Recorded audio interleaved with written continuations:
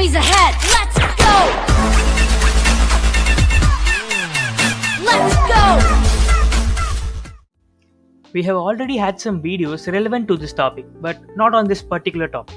And this is one of the most important and top asked questions in FAQs when it comes to buying a new desktop or a new laptop. How to choose a processor or a CPU? Every computer needs a motherboard, and every motherboard needs a CPU. The CPU, which stands for Central Processing Unit, determines how much data a computer can handle at a time and how quickly it can handle the data. The main things to consider when buying a CPU are the number of cores, what the computer will be used for, the type of software that is going to be run, processor compatibility, and the speed of CPU. Let's discuss about all these things in the video. So without any further ado, let's get started.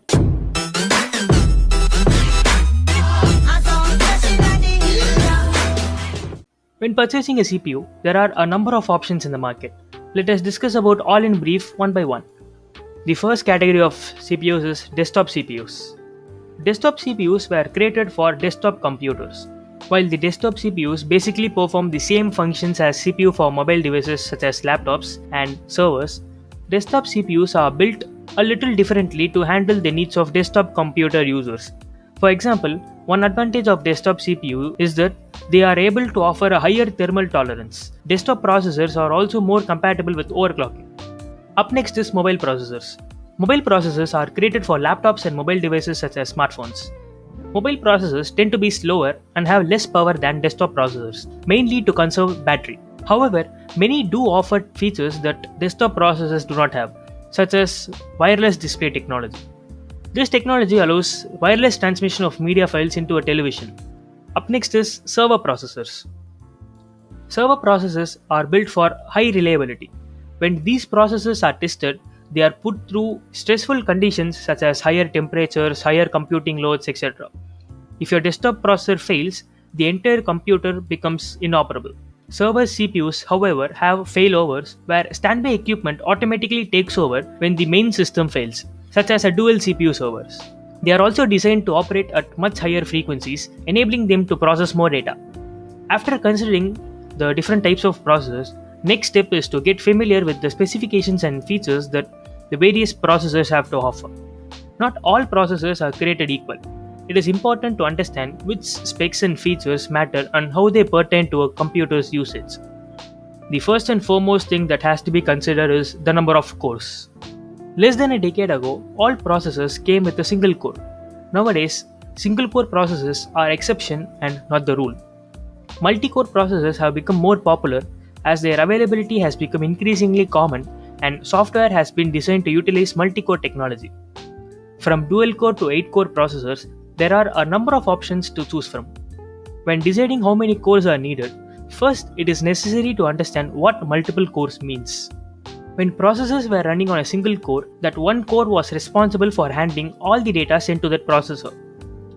As more cores are integrated into a processor, those cores are able to split up the processor's tasks, and this makes the processor faster and more efficient.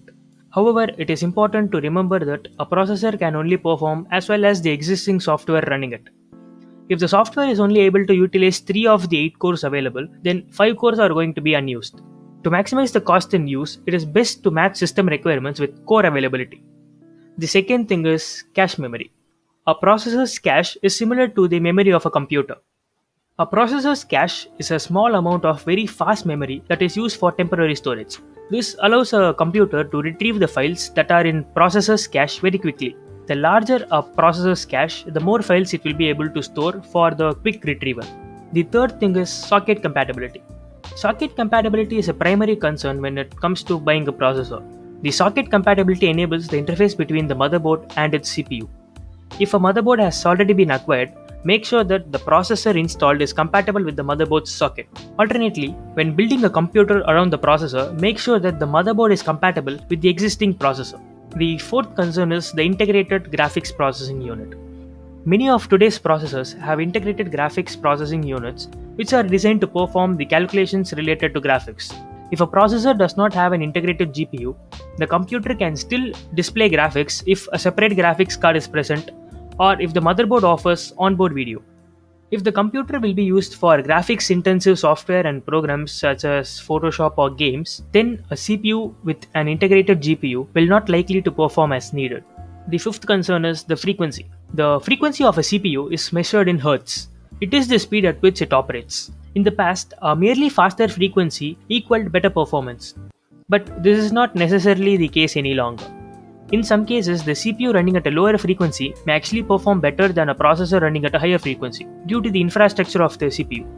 It is important to look at the CPU's instruction per clock in addition to the frequency of the CPU. While frequency is a good indication of how quickly a processor can perform, it is no longer the factor that impacts the actual speed of a processor. The final concern is the thermal design power or TDP. Processor can generate a lot of heat. The thermal power design specification assigned to a CPU explains how much heat the processor is going to give off. This will directly affect the type of cooling device that is needed for a CPU. If the CPU does not come along with a cooler, or if the cooling device provided is not used, a device must be installed that can cool the system sufficiently, probably an AAO. Overheating is a primary danger to a computer's components and the motherboard. The things we discussed in this video are the major and most important features that one should care about while buying a new processor. And finally, the price of the processor should be taken into consideration as well, because there are a lot of processors which don't worth your money but still cost a lot. So I guess that's all for this video. Thanks for watching and hope you guys liked it.